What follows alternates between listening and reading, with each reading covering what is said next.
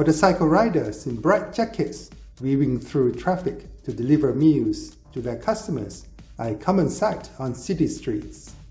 They are the workhorses of Thailand's booming gig economy, yet they work without any basic labor rights or protections. If accidents occur, they are on their own, and if they are sick, they might lose their jobs. Forget about minimum wage, paid sick leave, or other welfare protections. This is because these riders are still treated as freelancers and not employees by their food delivery platforms. The riders are demanding fair treatment since they are bound by strict working rules similar to those that apply to regular employees. They believe they should receive the same protections and rights from their employers. Although platform operators may give in to minor demands on case-by-case basis, they refuse to fix the system and provide proper benefits to their riders. Despite numerous street demonstrations over the years, the riders remain trapped in high-risk jobs without legal rights or protection. To protect their labor rights, the solution calls for government intervention. Thanks to the expanding digital economy, the food delivery industry has experienced tremendous growth over the last 10 years, particularly during the pandemic, when demand was at an all-time high. At present, it is estimated that there are over 100,000 riders in the food delivery industry in Thailand. The riders' demands for better pay and working conditions are part of the long-standing structural problem in the industry that the food delivery platforms refuse to address. The problems include the rigid rules on the riders' working hours and the number of deliveries, as well as platforms' power to change the compensation system and lower the riders' fees without having to give the riders advance notice. As a result of these stringent working conditions, the riders are no longer independent freelancers with flexible working hours.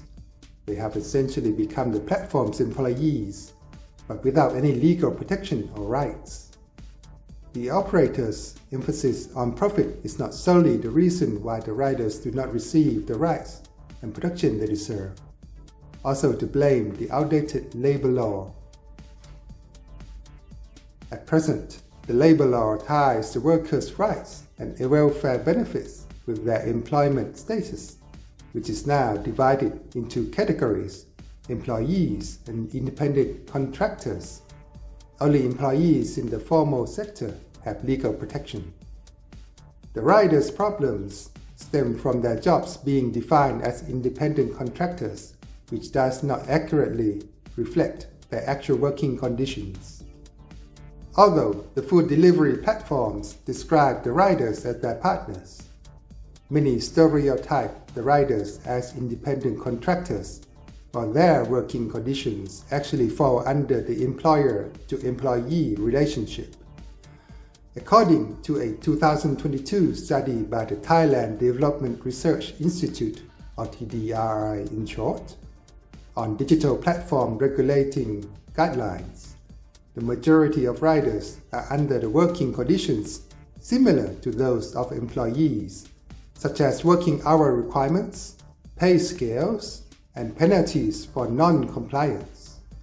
The riders' rights, however, are equal or below those of independent contractors. Despite repeated protests, the riders' demands have not been taken seriously. This is because theirs were mere impromptu protests with unequal bargain power between the riders and platform operators. In the end, the riders, with much less negotiating power, are obliged to accept and comply with the operator's decisions. The riders who are working full-time and relying mainly on this income want guaranteed minimum wages, accident insurance, and the ability to form unions. Meanwhile, the riders who work part-time only want health and accident insurance. Therefore, the riders' welfare and rights should not be a one-size-fits-all package. Instead, it should be tailored to the nature of their work. As a rule, riders should receive increased protection based on the degree of their platform's control over their working conditions. However, the government should set minimum labor protection standards to guarantee a fundamental safety net for all riders. It rests on the incoming administration to make the law to protect the rights of independent or freelance workers a reality. However, the one-size-fits-all law is unable to address various work circumstances and needs of riders. Therefore, it is crucial to ensure that the riders' opinions are taken into account during the legislative process so they can ultimately receive the proper rights and protections they deserve. Bangkok Post encourages you to go to the link in the description of this video for the full story. Thank you and see you again next time. สวัสดีครับ